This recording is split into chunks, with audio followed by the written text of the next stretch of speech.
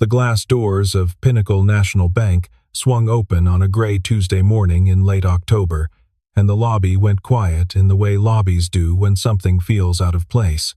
Marcus Ellison walked in wearing a faded flannel shirt, work boots, still carrying dust from the job site he had left an hour ago, and a manila envelope tucked under one arm. Beside him, Ava, 9 years old, held his hand with both of hers. Marcus stepped to the front desk, set the envelope on the counter, and said in a calm, unhurried voice that he needed to wire $8 million. Derek Holt just looked a man in work boots up and down and asked if he meant 8,000 in front of his entire staff. In front of that man's 9-year-old daughter. What do you think happens when the regional director walks through that door? Subscribe and don't move. Walter Ellison was born in 1934 in a farmhouse outside Beaumont, Texas, the youngest of 3 boys, raised on hard work and little else. He became a petroleum engineer not because the money was good, which eventually it was, but because he loved the earth itself. The hidden structures beneath the surface, the layered truth of what the ground held and what it gave up only to those patient enough to listen.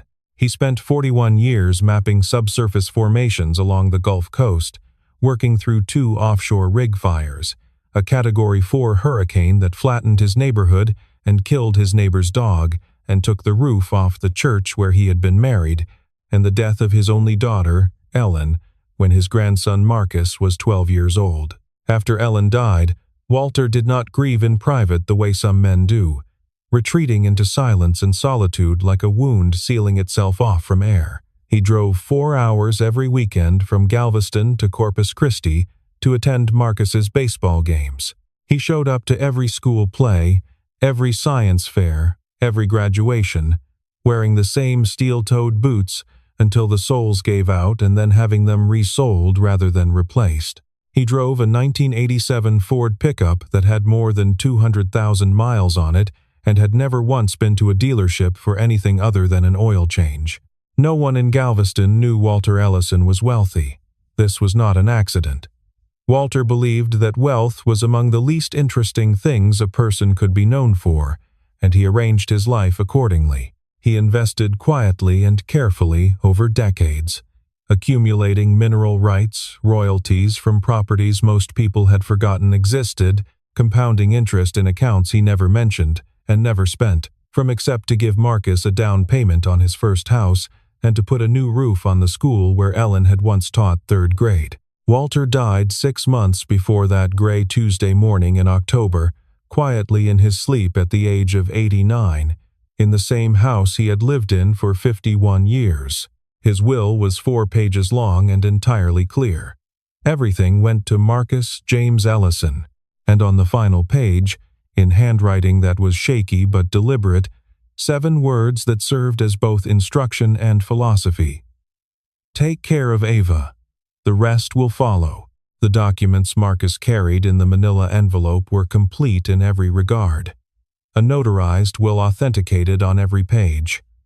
A probate court order bearing a judge's signature and the seal of the county, a letter of instruction from a Houston estate attorney who had handled transfers considerably larger than this one, including a direct verification number that any compliance officer could confirm with a single phone call. Marcus had called Pinnacle National the previous afternoon to schedule the appointment. The teller who had answered the phone and written his name into the system was a young woman named Sophie Reeves, who had been at the branch for 11 months and who had made a note in the scheduling software that Mr. Ellison would be arriving Tuesday morning with estate documentation for a wire transfer. Sophie knew he had an appointment. She also knew, watching Derek Holt cross the lobby toward the front desk that morning, that Derek had not checked the schedule. The consultation room at the back of the branch was small and aggressively air-conditioned, the kind of cold that felt less like climate control and more like a message. There were 2 framed prints on the walls, both mountain landscapes, both the sort of generic art chosen precisely because it required nothing of anyone who looked at it. A single window overlooked the parking lot where Marcus's truck sat between 2 polished sedans like a working animal between show horses. Derek Holt settled into the chair behind the mahogany desk with the unhurried ease of a man entirely comfortable with the authority the furniture implied. He crossed one ankle over the other knee, adjusted the cuffs of his jacket, and studied Marcus the way a man might study a stain on an expensive rug, not with anger exactly, but with the particular distaste of someone who considers its presence a personal inconvenience. Ava had climbed into the oversized leather chair beside her father, her legs dangling a full foot above the floor, her backpack open in her lap. She had already found her box of crayons and was eyeing the blank paper on the edge of Derek's desk with the focused interest of an artist assessing a canvas. Marcus opened the envelope and laid the documents on the desk in order. The will, the probate court order, the attorney's letter. Derek picked up the first page between two fingers as though it might be contagious, scanned it for approximately 4 seconds, and set it back down. He folded his hands. And where exactly did this money come from, Mr. Ellison? It was the tone more than the question that told Marcus everything. The tone of a man who had already decided on the answer and was asking only as a formality, the way a judge might ask a defendant to enter a plea when the verdict has already been written. Marcus explained quietly and completely. His grandfather, a petroleum engineer, 41 years of work along the Gulf Coast, a lifetime of careful investment, a will that had been reviewed, filed, authenticated, and approved by a probate court. Derek listened with the expression of a man humoring a story he had already categorized as fiction. When Marcus finished, Derek nodded slowly, his eyes traveling once more down to the work boots, the faded flannel, the calloused hands resting on the armrest. It was a nod that communicated a complete paragraph without a single word. He stood, buttoned his jacket with deliberate smoothness, and told Marcus he needed a few minutes to verify things with his team. He said the words, "standard procedure." He said them with the confidence of a man who uses procedural language the way other people use locked doors. Derek did not go to the compliance office. He did not pull up the scheduling system where Marcus's appointment had been logged the previous afternoon. He did not call the verification number printed on the attorney's letter. He walked to the center of the lobby, where Sophie Reeves and a senior teller named Margaret were working behind the counter, and he leaned against the surface between them and lowered his voice to the register that people use when they want to sound confidential but actually want to be heard. He told them the man in room B was claiming $8 million. He said the man had walked in smelling like a job site. He said he had seen this kind of thing before. He used the phrase, "could be forged documents." He used the phrase, "keep security close." He told them not to process anything until he gave the word. Margaret's hand paused mid-motion over a stack of deposit slips. Sophie stared at her keyboard and said nothing, though the pressure building in her chest was becoming difficult to contain quietly. She had been at Pinnacle National for 11 months. She had seen this pattern 4 times already. And Derek Holt signed her performance reviews, and her rent was due Friday, and so she said nothing. In the parking lot, sitting in a dark gray sedan with the engine still running and a tablet open on her lap, Claire Weston watched all of it. The live feed came from 4 interior cameras: the lobby, the teller counter, the hallway, and the consultation room. Claire was the regional director of Pinnacle National's Southeastern Division, responsible for 14 branches across 3 states, and she had driven 2 hours that morning from the regional headquarters in Charlotte for an unannounced audit that had been triggered by a pattern of customer complaints escalating over 6 months. 7 formal complaints in the last quarter alone. 4 of them had used the same phrase, "made to feel unwelcome." She had learned, over 15 years in banking, that when 4 separate people independently choose the same phrase, it is not coincidence. It is a description. She watched Derek lean against the counter and speak into the space between his employees. She watched the body language of the tellers, the averted eyes, the way Margaret's hand had stopped. She watched Ava through the consultation room camera, small in the oversized chair, drawing something on a piece of paper with a crayon the color of sunlight. And she watched Marcus, sitting with the stillness of a man who had learned to absorb indignity without flinching, his hands quiet on his knees, his face composed in the particular way of someone who has had a great deal of practice. Claire set the tablet on the passenger seat. She recognized the manila envelope. The color and dimensions were the standard format for notarized federal estate documentation, and she had reviewed enough of them over the course of her career to identify one at a distance, the way a librarian identifies a first edition from across the room. She opened her laptop and typed a name into the search field: Marcus James Ellison. 20 minutes had passed since Marcus first sat down in the consultation room. He had sent Ava 3 text messages, all of them saying 5 more minutes, baby, and none of them true. He watched through the glass door as a man in a charcoal suit arrived, was greeted personally by Derek Holt at the front of the lobby, and was escorted with warmth and brisk efficiency into the private room at the far end of the hall, marked with a small gold placard that read VIP Services. The man had arrived 20 minutes after Marcus. He had waited for none of them. Marcus did not say anything. He looked at the place where the VIP door had closed and then looked back at the envelope on his lap, and his hand tightened around it slightly, the way a hand tightens not in anger but in the effort of holding something steady. He had spent a long time learning the difference between those two things. 3 years ago, he had been on his back under the kitchen sink of a house on the east side of town, his hands wrapped in Teflon tape, when his phone rang. The number on the screen was from a hospital he did not immediately recognize, and he answered it still holding a pipe wrench, still in his work clothes, kneeling on tile that smelled like old grout and dish soap. The voice on the other end was calm in the way that voices are trained to be calm when the news they carry is not.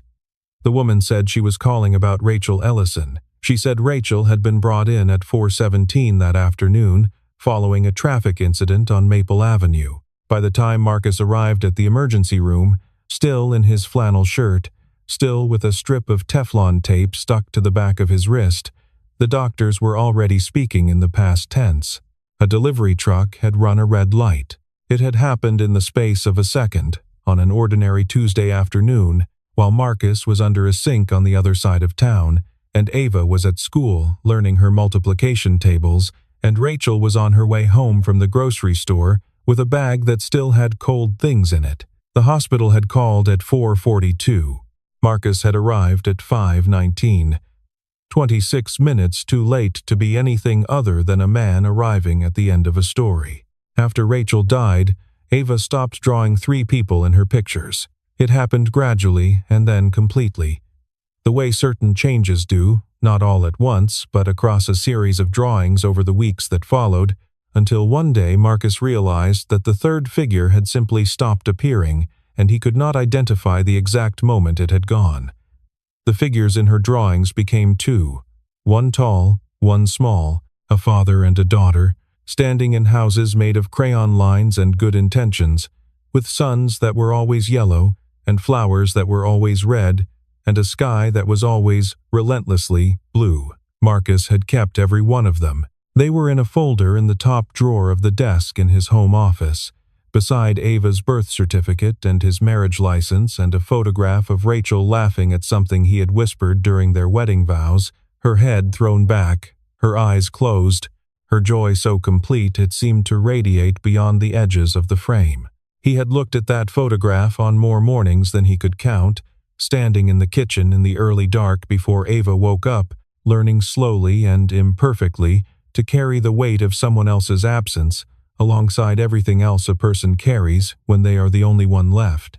He was not angry sitting in that consultation room. He was something quieter and more durable than anger. He was a man who had learned, through years of being assessed by the distance between his boots and the expectations of the room he was standing in, that the cost of losing his composure was always higher than the cost of keeping it. And so he kept it, and the keeping of it was the loneliest work he had ever done. Derek returned to the consultation room, moving with the careful deliberateness of a man who has decided on his course of action and is now performing it. He sat, adjusted his tie, and delivered his verdict in the voice of someone who has practiced disappointing people so many times that it has ceased to require effort. He said that he had consulted with his team. He said that for a transaction of this magnitude, they would need additional time to verify the documentation. He said the process could take 2 to 3 business days, possibly longer depending on the verification queue. He said the words "standard procedure" twice in 4 sentences. Marcus looked at him steadily. He had spent 20 years working inside walls and under floors and behind fixtures, and he had learned to identify the point at which a system had failed, not from design, but from neglect. He asked, in the same quiet voice he had used since he walked through the door, whether there was someone with higher authority he could speak with. Something moved behind Derek's eyes.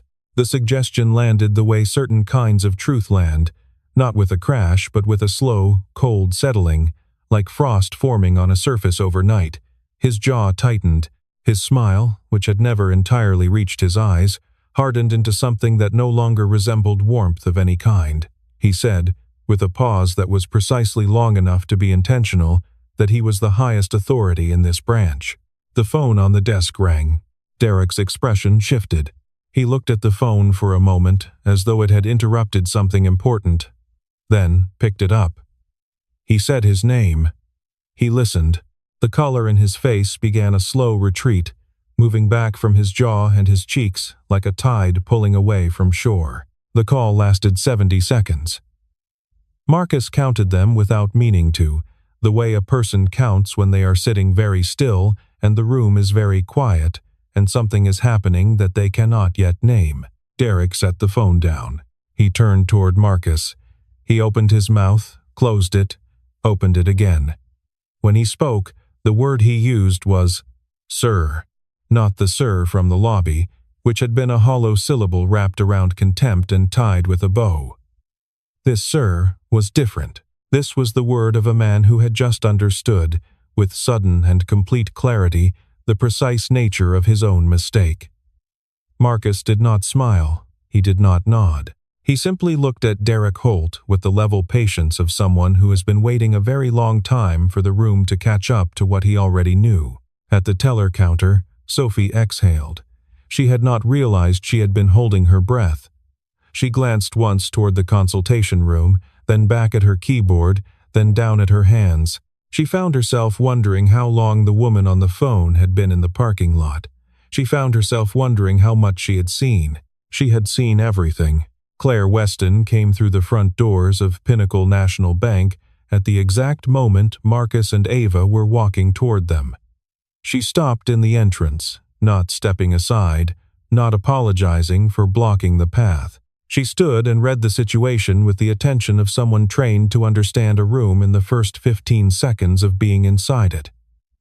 She looked at Marcus. She looked at Ava. She looked at the manila envelope. She looked at Derek Holt crossing the lobby from the direction of the consultation room with a smile that had appeared on his face from nowhere, the kind of smile that exists only in the space between a mistake and its consequences. Claire extended her hand to Marcus first. She introduced herself by her first name only. No title, no department, no institutional positioning. She said she was Claire Weston and that she would like a few minutes of his time to review his file personally. Marcus looked at her for a long moment, the focused stillness of a man who has learned to distinguish between sincerity and performance by something more reliable than words. He looked down at Ava, who was already staring at Claire's shoes, black patent leather polished to a mirror finish. Ava's mouth formed a small, silent O of admiration. Marcus nodded. They returned to the consultation room, which felt different with Claire in it, as though the air pressure had changed. She asked Derek to remain. She took the manila envelope from Marcus, opened it, and read each page with the unhurried precision of someone who has reviewed thousands of estate files and can identify a legitimate transfer, the way an experienced physician identifies a healthy X-ray, quickly and without second-guessing. The notarization was current. The probate court order was valid and bore a judge's signature. The attorney's letter included a direct verification number. Every requirement had been met. Nothing was incomplete. Nothing was irregular. Nothing warranted a delay of any duration. She closed the envelope. She looked at Derek. The neutrality that had characterized her expression since she walked in was gone. What replaced it was something precise and cold and entirely clear, the look of someone who has seen the full picture and is now deciding what to do about the information. Ava, seated in the corner chair with her box of crayons, had not looked up. But Claire noticed the book in the girl's lap. It was a mathematics workbook. The problems on the open page were not fourth-grade problems. Claire looked at them for a moment. She looked at Marcus. She said nothing, but the way she looked at him after that was different. It was the first time all day that someone in that building had looked at him not as a file to be processed or a situation to be managed, but as a man worth seeing clearly. Claire asked Derek to join her at the far end of the consultation room. The conversation was brief and it was professional, and it was conducted in the tone that people use when the verdict has already been rendered, and what remains is only the sentencing. She told him that she had reviewed the surveillance footage before entering the building. She told him she had watched him approach a customer in the lobby and imply, within earshot of multiple employees, that the man had confused millions with thousands. She told him she had observed him whispering to staff at the teller counter, describing a fully documented client as a potential fraud risk on the basis of no evidence other than appearance. She said, quietly and without drama, this was not due diligence. This was a decision. Derek began his defense with the fluency of a man who has rehearsed it. He spoke of caution, of protocol, of his 12 years of experience, of his responsibility to protect the institution. He used the phrase, inappropriate risk, several times. He used the word precautionary. He described his own behavior as measured. Claire let him finish. She had learned early in her career that it was best to allow people to use all their rope before speaking because they would inevitably arrange it into precisely the shape that answered every question she might otherwise have needed to ask. When he finished, she told him that he had not protected the bank. She told him he had humiliated a grieving man in front of his daughter because the man was wearing work boots and a flannel shirt. She mentioned the 7 formal complaints filed against the branch in the previous quarter.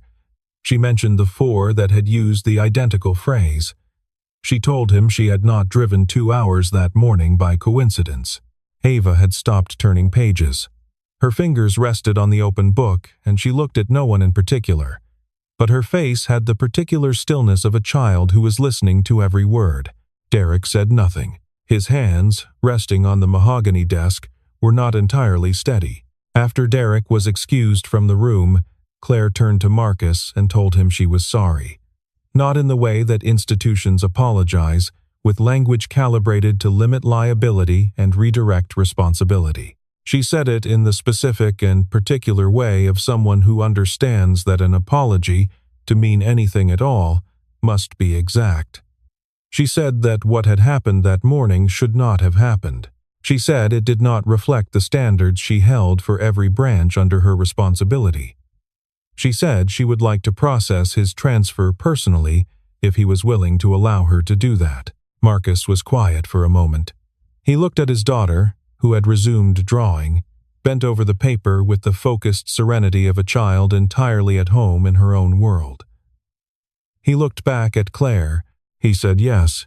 The transaction itself took less time than the 40 minutes Marcus had spent waiting for Derek Holt to decide he was real. Claire processed it at the executive terminal in the private office on the 2nd floor, a room with larger windows and a view of the old oak trees lining the street outside, their leaves turning copper and amber in the late October light.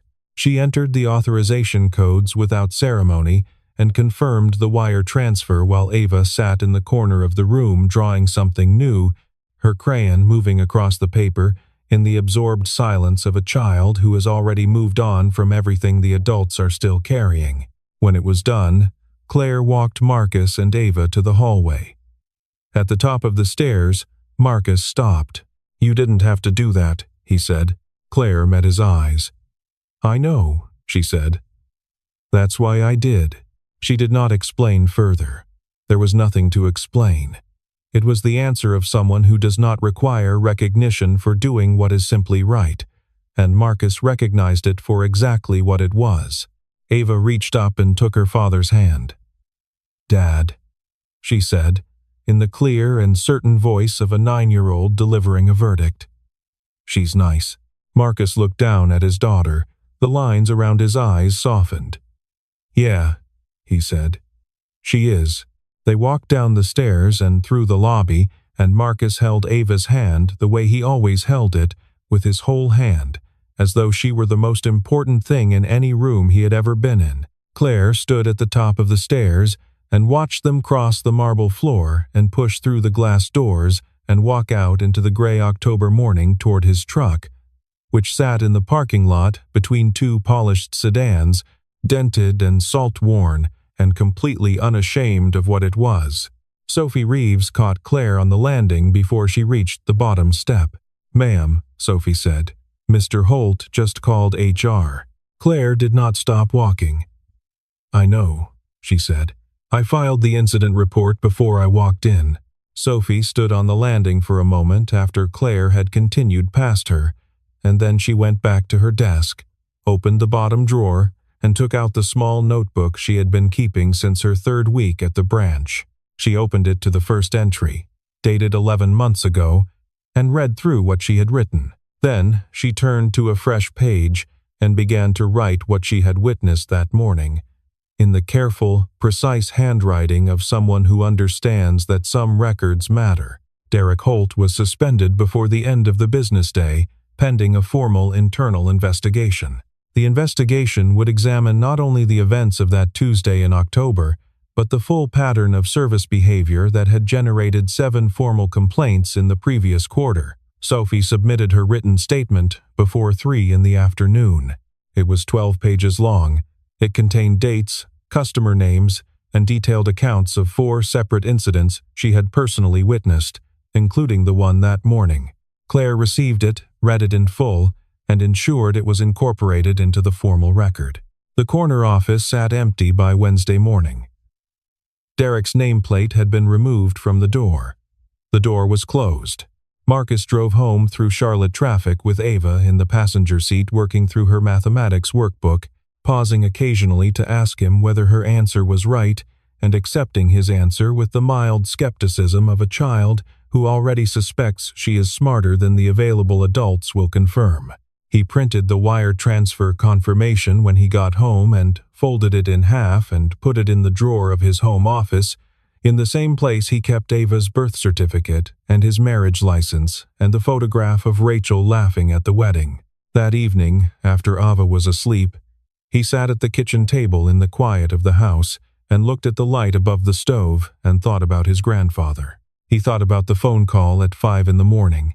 6 months ago, Walter's voice breaking in the single and only way Marcus had ever heard it break. He thought about the weeks that followed Rachel's accident 3 years before, when Walter had driven 4 hours without stopping and arrived at Marcus's house still in his muddy boots and had simply moved in for 3 weeks, sleeping on the sofa, holding Ava every evening while Marcus sat alone in the darkened garage, learning that grief was not a wave that passed, but an ocean a person lives inside.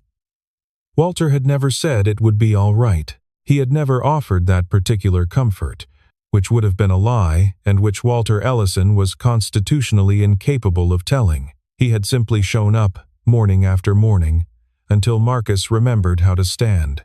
Take care of Ava. The rest will follow. Marcus looked at the confirmation in his hand. He folded it again, put it in the drawer, and turned off the kitchen light. 2 weeks after the wire transfer cleared, Marcus's phone rang on a Wednesday afternoon while he was replacing a water heater in a house on the north side of the city. The number on the screen was a Pinnacle National Exchange, and he almost let it go to voicemail before something made him step back from the water heater and answer it. It was Claire. Her voice was professional, precise, and slightly more careful than it needed to be. The way a voice is when the person using it is maintaining a register that requires some effort to sustain. She was calling to inform him that Pinnacle National had a program for clients managing significant estate transfers, a wealth management consultation service that cost nothing and that he was eligible for based on the size of his inheritance. She said she could connect him with 2 advisors who had worked with several clients in similar situations and who were known for treating people as people rather than as account numbers. She said she thought he might find it useful. Marcus thanked her. He said he would think about it. There was a pause in the conversation that neither of them filled immediately. It lasted perhaps 3 seconds, which in a professional telephone call is long enough to mean something. "How's the branch?" Marcus asked. "Quieter," Claire said. He laughed. It was a short sound, quiet and a little surprised, as though he had not expected to laugh and was not entirely sure what to do with the fact that he had. A moment later, from somewhere in the background of his end of the call, Ava shouted something in the triumphant and undignified register of a child who has just solved a problem she has been working on for an hour. Claire heard it. She did not ask what it was. She did not comment. She simply stayed on the line for 1 more second than the call required, in the particular silence of someone listening to a sound they have not heard in their own home for a long time and are not yet sure what to do with the feeling it produces. Then she said goodbye, and the call ended, and Marcus stood in a stranger's kitchen holding his phone and looking at nothing. He thought about calling her back. He thought about it for approximately 15 seconds, then put his phone in his pocket and finished installing the water heater because there was a family waiting for hot water, and he had always been a man who finished what he started. A week after that call, Marcus returned to Pinnacle National to sign the final paperwork, formalizing the estate account. The branch felt different when he walked through the door. Lighter was the word that came to him, not immediately but as he crossed the lobby toward the front desk, as though someone had opened a window that had been sealed shut for a long time and forgotten. Sophie met him at the door with a genuine smile and a paper cup of coffee from the place across the street, which she said was better than anything the branch kept in the break room, which was accurate. The corner office was still closed. The nameplate was still gone. Claire handled the paperwork personally. She went through each document with him at a pace that assumed he was intelligent, which was a rarer thing than it should have been. When the signing was done, she closed the folder, squared the edges against the table, and asked him, with a careful neutrality that was clearly costing her something, whether he had time for a cup of coffee. They walked across the street to a small place called Merriweather's, with mismatched wooden chairs and a chalkboard menu in 5 colors, and a corner booth by the window that caught the afternoon light in a way that made the whole room feel warmer than the temperature warranted. Ava claimed the corner immediately and spread her crayons across the table with the proprietorial efficiency of an artist establishing a studio. They talked the way people talk when the professional scaffolding has been dismantled and what remains is simply who they are. Claire told him about her divorce 2 years ago from a man named Paul, who had been patient and kind and eventually honest enough to sit her down and tell her, with more sadness than anger, that he felt like he was married to a job title. She said she had not argued. She said she had not known how to argue with something that was true. She said it the way someone says a thing they have already made their peace with, mostly, except for the parts you cannot quite reach. Marcus listened without interrupting, without offering solutions, without rushing to fill the spaces between her sentences. Walter had taught him that. Walter had believed that most problems in the world contracted slightly if you simply allowed someone to finish talking without hurrying them toward resolution. He had practiced it his whole life, and sitting in that corner of Merriweather's, with the afternoon light on the table between them, it felt like the right and only thing to do. Ava appeared at the edge of the table, holding a piece of paper with both hands, the ceremonial gravity of a child delivering something important. It was a drawing of a house. The roof was a triangle. There was a row of red flowers along the bottom edge, and a sun in the upper left corner, and a sky that was blue without equivocation. Inside the house, standing in the simple and absolute way that only a child's crayon figures can stand, were 3 people. 1 tall, 1 short, 1 in the middle. "This one has 3 people," Ava announced. "The tall one is you." Claire took the drawing carefully, holding it by the edges. Her hands were steady, only barely. Marcus saw it and did not say anything. Claire looked at the three figures standing in the crayon house that did not exist yet but somehow already felt like a place she recognized. She looked at Ava, who was watching her with the patient confidence of a child who already knows the answer and is simply waiting for the adult to catch up. She looked at Marcus. "I'll keep this forever," she said. Ava nodded, satisfied, and returned to her crayons. Marcus looked at the drawing in Claire's hands and then at the woman holding it, and something settled in him that had been suspended, quietly and without announcement, for a very long time. He did not say anything about it. There was no need. Some things move at their own pace, and the only mistake a person can make is to rush them. His phone buzzed on the table. A text from his afternoon client on Birch Street asking whether he was still coming. He typed back that he would be there by 3. He looked up at Claire, who was still looking at the drawing, her finger tracing the edge of the paper in the absent, careful way of someone handling something they do not want to damage. "I have a water heater on Birch Street," he said. "Of course you do," she said. She looked up. She was smiling. It was the kind of smile that arrives before a person can stop it. He stood. He helped Ava pack her crayons into the box in the careful, color-by-color way she preferred, which took longer than packing them any other way, but which she had strong opinions about, and which Marcus had long ago decided was not a battle worth having. He picked up his jacket from the back of the chair. He reached into the pocket and found Walter's business card, the one from the Houston attorney's office, still folded at the corner from months of living in that pocket. He set it on the table beside his empty coffee cup and looked at it for a moment. He put on his jacket. "Thank you for the coffee," he said. "Thank you for coming back," Claire said. He took Ava's hand and they walked out of Merriweather's into the afternoon, which had turned bright while they were inside. The kind of October brightness that arrives without warning and makes the whole city look like it has been cleaned. He buckled Ava into the passenger seat and went around to the driver's side and sat for a moment before starting the engine, his hands on the wheel, looking at the street.